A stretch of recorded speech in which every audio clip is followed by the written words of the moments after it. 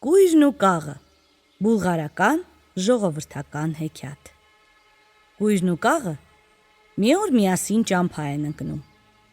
Գնում են գնում, հասնում են մի գետի և կանգ առնում։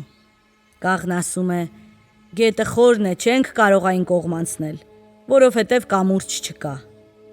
Ջրի միջով գնալու մասին էլ խոսք լինել չի կարող։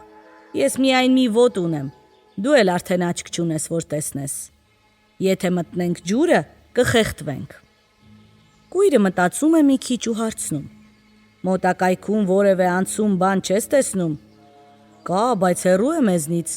համ էլ ջուրն այնտեղ շատ արագ է հոսում, ամուր ոտքեր են հարկավոր»։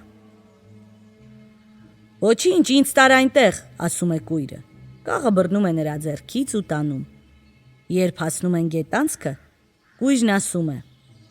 «Ես մի զույգ առողջ ոտք ունեմ, դու էլ մի զույգ առողջ աչք։ Բարձրացիր մեջքիս,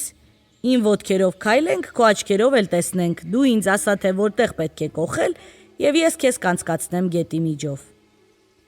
Ասածն արված էր։ Համաձայնությամբ և փոխադարձ օգնությամբ կաղն ու կույրը անցնում են գետը և շարունակում իրենց ճամփան։